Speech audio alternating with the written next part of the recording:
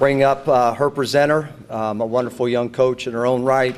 She was played a major role in building the powerhouse at University of Georgia, and now she's gone from being a dog, or dog, however you want to say it, to being a Longhorn, the current head women's swimming coach at the University of Texas, Carol Capitani.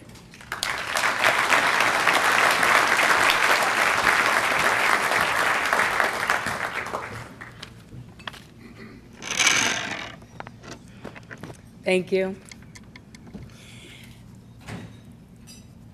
I'm a little bit nervous, but I'm really honored, and I care a lot about this. So if I mess up, that's why. But thanks for the privilege of being here and to introduce Karen at the Hall of Fame induction.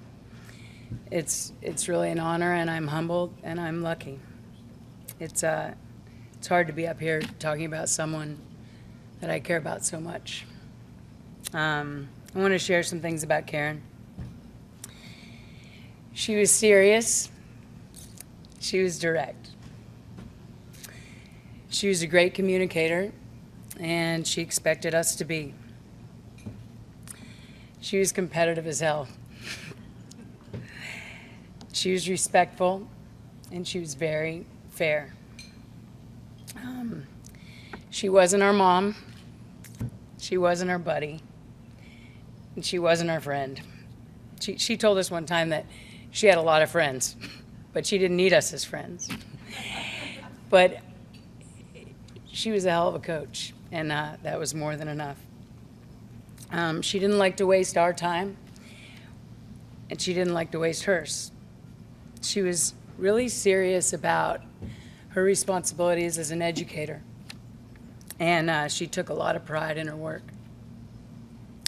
She was really generous. She's so bright, and she's one of the most intelligent people I know, and she's so generous with sharing everything she knew about swimming and the sport and how to be better. And in that, too, she was incredibly humble. She never talked about being a world record holder or an Olympian or an Olympic medalist. And I was telling some people today, I remembered more about the stories of her telling really self-depreciating stories about wearing a back brace and glasses when she was in college. You know, she's really one of the best technical coaches of her time. And one person said, you know, she could see something and she could verbalize how to fix it, and then we could change it. She expected us to learn how to change our strokes, and she didn't really have any patience for poor technique or for poor choices. She was really about choices. And to prepare for this introduction, I asked a lot of former alumni, like, what was the best lesson you guys learned from Karen? Like, in one sentence, and I got a wealth of things, but I'm going to just read some. They're not all mine. I could tell about 100, but this is from everybody. One of them is, and it's one of my favorites, but it's punctuality is a choice, not an accident. And I mean, if we just left the room with just that lesson, I think it would make us all better people. But I'll take it to my grave, that one. But some of the others are, Karen taught me how to swim to please myself instead of swimming to please others. Karen made us smarter. Karen did not yell, scream, or threaten. Her level yet focused approach to coaching and communication has served in exceptional ways in my professional and personal life. Karen taught me how to train a new way after years of being in a high yardage program. She was a pioneer in her day and trained us more efficiently than I had ever known. Karen taught us it was a choice to be positive. Karen taught me the most about accountability. She taught me why owning my decisions was important and how to do so. Karen taught me that everything you do is a choice, even saying, I'm tired. She taught us that we were responsible for shaping our lives, both in and out of the pool. And Karen is a great model of a life well lived.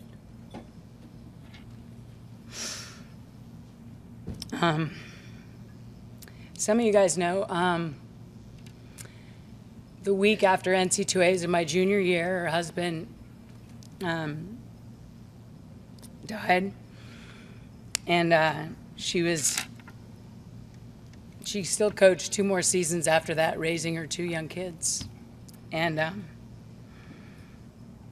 you know, she sort of, I mean, not just, I would think that derailed her family, but it got her out of coaching. And she went to be an assistant AD at Cal.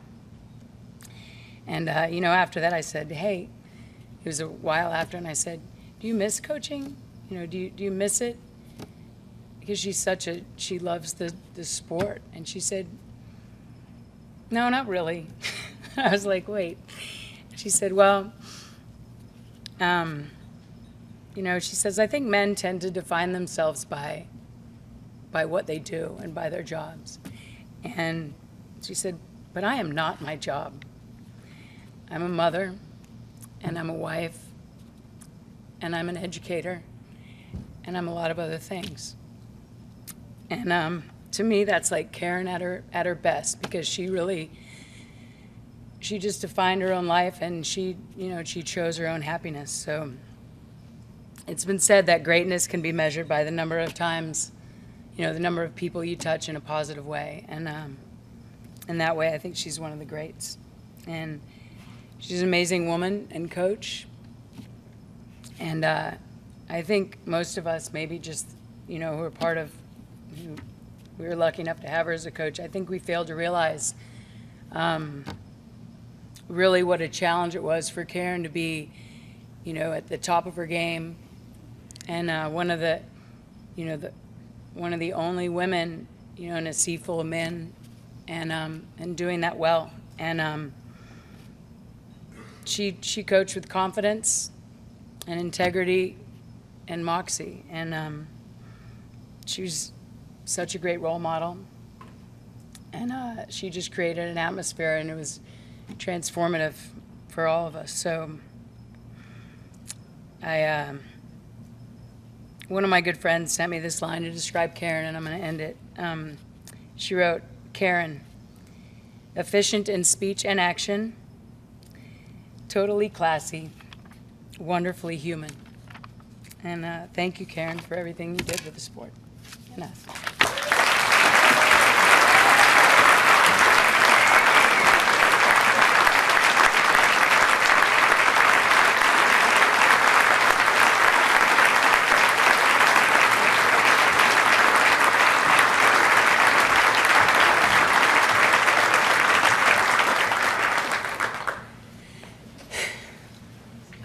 Thanks, Carol, for those comments and wonderful memories. And, you know, this honor really means a lot to me because I really tried to do a good job as a coach. And that's because I respect the profound influence that a coach can have on an athlete that you work with. And I really did not want to mess that up.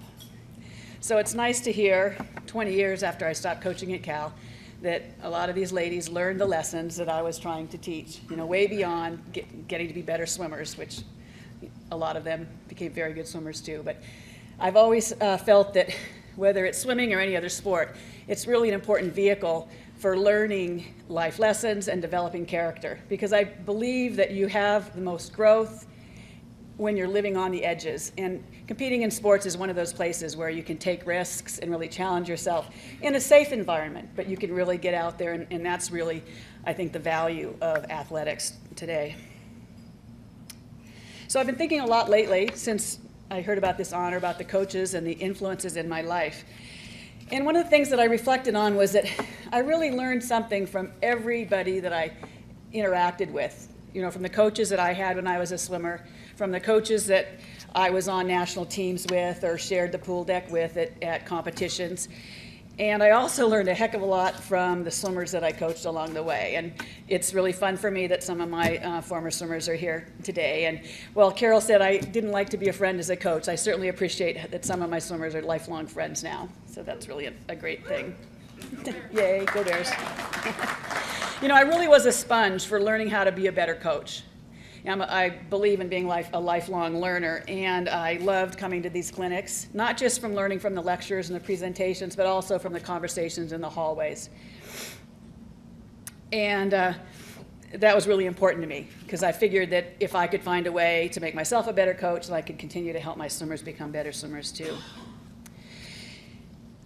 Carol mentioned how much I hammered on technique, and I really appreciate that I learned at an early age about the importance of technique from my early time as an age group swimmer.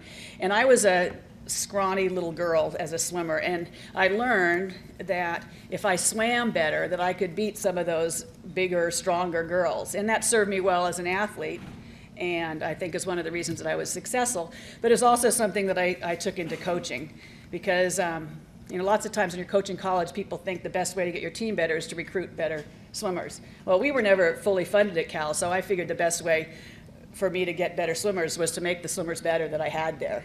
So working on technique was one of the ways to do that. Prior to the '72 Olympics, I swam for the great coach George Haynes, and he really reinforced for me the importance of technique. And he had a saying that he said to us a lot, which was, "The swimmer who swims with the greatest technique for the longest in a race is usually the one that will win the race." So the focus was always on learning your best technique, maintaining your technique through fatigue. And if you can do that through a race, you're going to have pretty darn good results. And then when I started coaching at Cal, I had the great privilege of sharing the pool deck with Nort Thornton, another legend, who, by the way, were not related, except both Golden Bears. A lot of people are confused about that. And I told Nort earlier today, he didn't stay for the dinner, but every day he modeled for me on the pool deck the relentless pursuit of excellence. And those of you who know Nort, and a lot of you know him, know what that means, that he just was there focused and concentrating. And my first 2 years at Cal, he won the NC2A championship, so he set that bar really high for winning. You know, we never accomplished it in my years, but 30 years after I started there, Terry McKeever won the NC2A. So thank you for Terry finishing up what we'd set as a program goal. I also want to acknowledge 3 other coaches. One was my first coach in swimming, Laura Bell Bookstaver. The second is one of my assistant coaches at Santa Clara Swim Club, Claudia Cole Thomas. And the other is a coach who was at USC when I was coaching at Cal at the beginning, and that's Pokey Watson Richardson. And what these 3 amazing women showed me was that coaches are women too. So I never once doubted that I had a place in this arena that for so many years was so dominated by men. Okay, I want to share one other thing for you, because once a coach, always a coach. And this is something that I wish I'd learned earlier in my career. I think I would have been a lot less frustrated if I'd known this earlier. Some of you may know this, some of you may not, so maybe it's a tip for those who haven't heard this before. But stated simply, it's no matter how hard you try or how much you care, you can't coach someone who doesn't want to be coached. Straightforward, right? How many of us have tried to coach somebody who just didn't want to participate? So I think we have to understand that coaching is a living contract, and the details of that contract have to be clarified and negotiated.